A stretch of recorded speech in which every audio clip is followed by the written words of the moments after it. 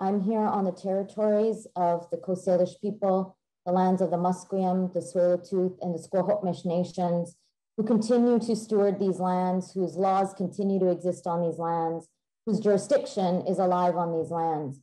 And I think, particularly in this context where we are talking about dismantling and rebuilding, such a key part of dismantling and rebuilding is the affirmation of Indigenous laws and Indigenous jurisdiction.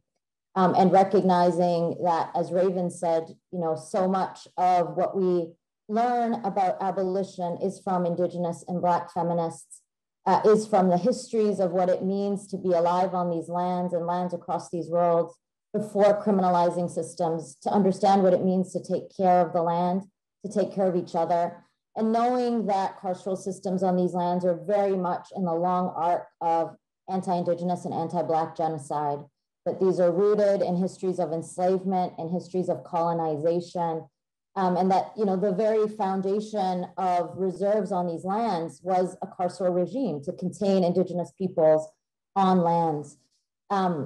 And of course, we are just a few days out from the February 14th annual Women's Memorial March, which here in the downtown East Side community in Vancouver has been going on for 30 years. For 30 years, Indigenous women, Indigenous elders, Indigenous trans and two-spirit people have been marching in the streets of the downtown East Side of Vancouver to memorialize and remember the many Indigenous women and trans and two-spirit people and girls who have been missing or who have been murdered for 30 long years.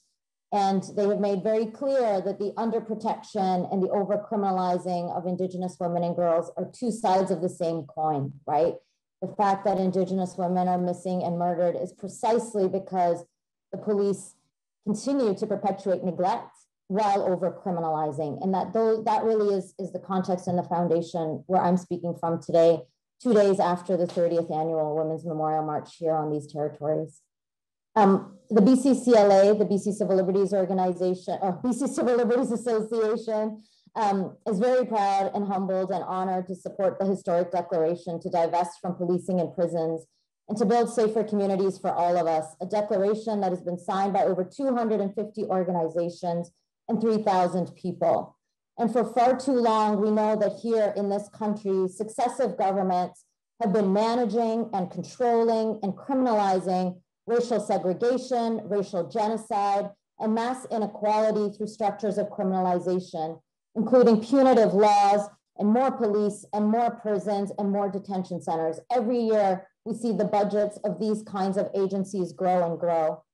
The founding of the Northwest Mounted Police here in these lands was precisely to protect settler and colonial interests against Indigenous and Black communities. That was the cause, that was the reason of the foundation of the police, and that continues today.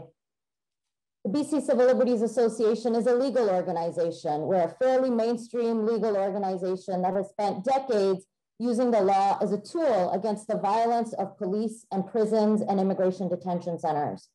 For decades, we have tried to fight for police accountability and oversight bodies, only to see more resources going into false techno solutions like police-borne body cameras, or ineffective police oversight bodies that are stacked with former police officers, even though these bodies are supposed to be civilian. Today in Canada, over 60% of all independent police investigative bodies are former police officers. So when people are filing complaints thinking that they are going to get an impartial, independent, civilian oversight body, 67% of those investigative officers that are supposed to be civilian are actually former cops and overwhelmingly white. Every attempt at police reform has only meant more money into policing. We now see police officers using deadly force, conducting fatal wellness checks against Chantal Moore, Ijaz Ahmed, Regis Korchinski-Paquette, and countless others. We see the criminalization day in and day out of Indigenous land defenders through militarized raids, for example, in Wet'suwet'en territories or Mi'kma'ki territories, or in 1492 land back. We see the police conducting mass illegal surveillance against protesters and environmentalists and labor organizers. We see the police inappropriately embedding themselves in every sector and section of our society and community, They are embedded in our healthcare system. They are embedded in social services. They are embedded in child services. They are embedded in immigration enforcement. They are embedded in the school system. Every single one of our public services has become a pipeline for criminalization. And we see the police arresting and criminalizing people every day on our streets who use drugs, who do sex work, or who live in public space. This is the reality of criminalization across this country. The BCCLA has also spent years taking Canada to court for its continued and illegal and immoral use of solitary confinement and other acts of prison warfare, which is a form of torture. Even according to the United Nations, solitary confinement is a form of torture. We beat Canada in court in these cases, but we still see prisons and jails using practices of dry celling, structural intervention units, administrative segregation, and just new and new and new and new names for ongoing carceral warfare, including during the pandemic. We know that prisons are full of survivors, people surviving the violence of poverty, the violence of homelessness, the violence of gendered and racial violence.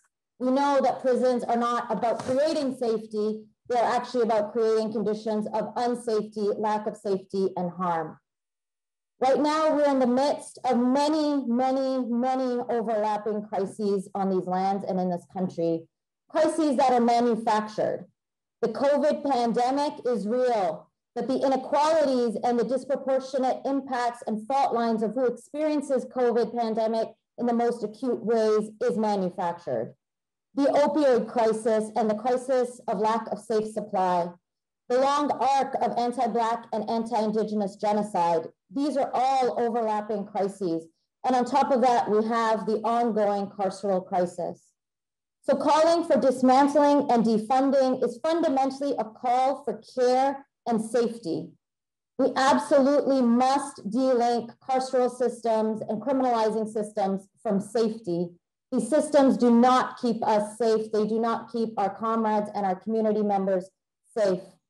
Police, prisons, detention centers, forced mental health detention, child apprehension, these are all forms of violence and state violence and racial capitalist violence that we absolutely must dismantle today. And so I encourage everyone, as others have said before, to read the declaration, to sign on to the declaration, and most importantly, to act on the declaration so that we can truly build communities of care, communities of safety, and communities of liberation where we can all live and we are all deserving of safety. Thank you.